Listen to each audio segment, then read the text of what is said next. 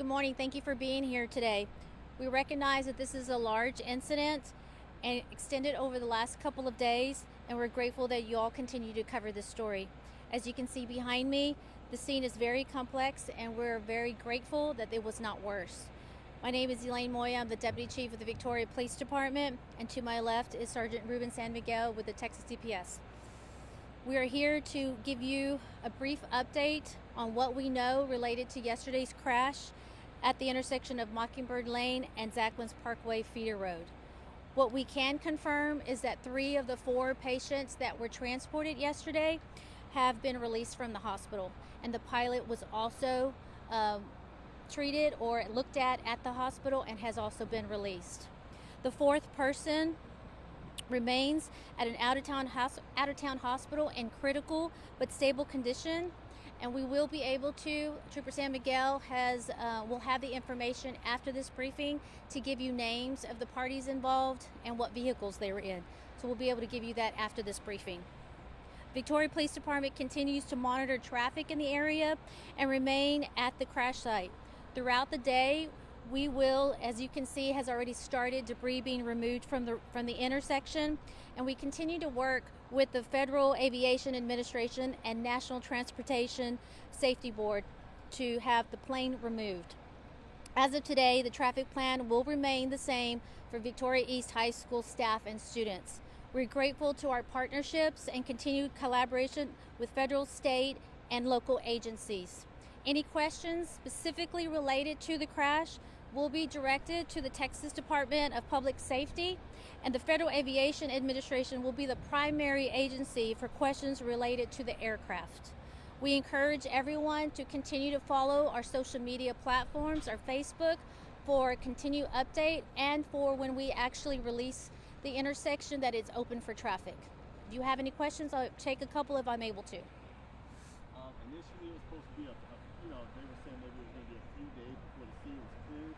What happened so quickly? What did you guys determine to be able to get this, done pretty much the next morning when we started to already remove debris? The Texas Department of Public Safety was able to bring in our state crash team.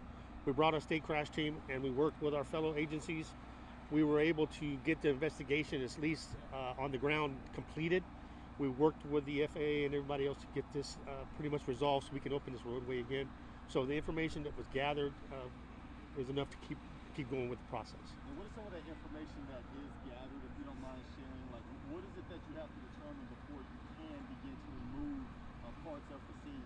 It's just a process of identifying where vehicles are, getting the dimensions of the scene, the totality of everything, and getting our resources here to be able to do that with drone technology and other technologies we brought in. Not only the state crash team, but we brought in Texas Rangers as well to work with all the other agencies to get this cleared up as fast as we can.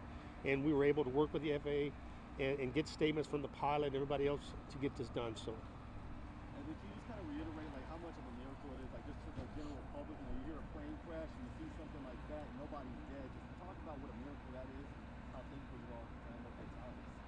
Yes. It definitely is a very huge scene, and it was a big crash, and we're very fortunate to have done this. I mean, unfortunately, there are people that are injured, and there's significant injury. There are at least one person. So we're not out of the woods with the danger of it at all, but it was a difficult scene. Yes, and we are very grateful that it could have been worse, and that we know that the timing of when it happened, and with school still being in session, was in our favor, that it wasn't anything with a lot more vehicles. So we're grateful for that. Did you guys have a chance to get a statement from the victims at all?